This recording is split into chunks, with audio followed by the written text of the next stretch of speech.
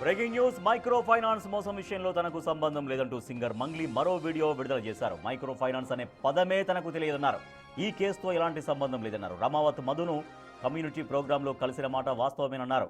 అంత మాత్రాన ఆయన చేసిన తప్పులకు తాను బాధ్యురాలిని కాదన్నారు. తన తమ్ముడు శివకు ఈ వివాదంతో సంబంధం లేదని మంగ్లీ క్లారిటీ ఇచ్చారు.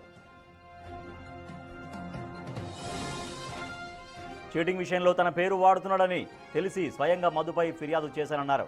మైక్రో ఫైనాన్స్ వ్యవహారంలో తాను బాధితురాలినేనని మంగ్లీ చెప్పుకొచ్చారు. డబ్బులు ఇచ్చి బాధితులు మోసపోతే అకారణంగా బురజల్లి తనను ఇబ్బందులకు గురి చేస్తున్నారని ఆమె ఆవేదన వ్యక్తం చేశారు. తనతో పాటు కుటుంబ సభ్యులు మానసిక క్షోభకు గురవుతున్నామని వీడియోలో చెప్పారు. రామావత్ మధుతో తనకు ఎలాంటి బంధుత్వం లేదన్నారు మంగ్లీ. మీడియా మిత్రులకు, తెలుగు ప్రజలకు మీ మంగ్లీగా నేను ఒక్క విషయం చెప్పదలుచుకున్నాను. చట్టం ఎవరికి చుట్టం కాదు. తప్పు ఎవరు చేసినా శిక్షార్హులే. ఈ మైక్రో ఫైనాన్స్ అనే పదమే నాకు తెలియదు. అలాంటిది నేను ఇంత పెద్ద కుట్ర చేశాను అనే అభియోగాలు నాపై రావడం నన్ను చాలా దిగ్భ్రాంతికి గురి చేసింది.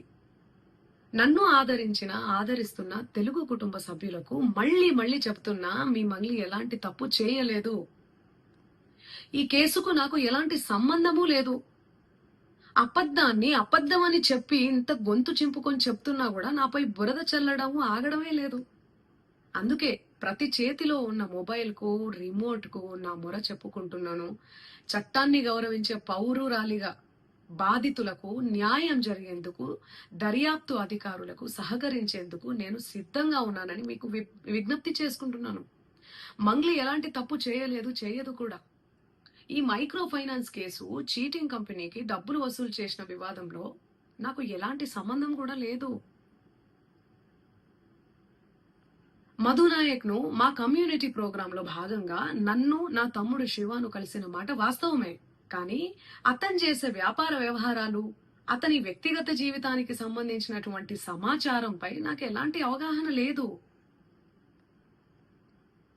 ఈ కేసు విషయం నా దృష్టికి వచ్చిన వెంటనే నేనే స్వయంగా వెళ్లి అడ్వకేట్ సుబ్బారావుతో పాటు రమావత్ మధుపై పోలీసులకు ఫిర్యాదు చేసిన.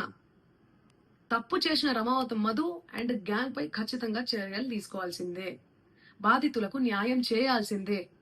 ఈ కేసులో మోసగాళ్లను, బాధితుల అంశాలను పక్కన పెట్టి నాపై, నా కుటుంబ సభ్యులపై దుష్ప్రచారం చేసేందుకు కొందరు వ్యక్తులు కావాలని హేమకాంత్ రెడ్డి, సుబ్బు అడ్వకేటు, మధు నాయక్ ఈ కేసులో మోసగాళ్లను, బాధితుల అంశాలను పక్కన పెట్టి నాపై, నా కుటుంబ సభ్యులపై దుష్ప్రచారం చేసేందుకు కొందరు వ్యక్తులు కావాలని ఈ వివాదంలోకి నన్ను లాగుతున్నారు.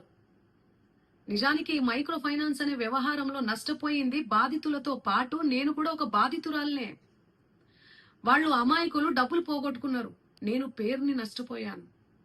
ఈ వివాదం తెరపైకి వచ్చినప్పటి నుండి ప్రతి క్షణం నా కుటుంబ సభ్యులు, నేను చేయని తప్పుకు బద్నామయ్యి మానసిక క్షోభకు గురి అవుతున్నాం.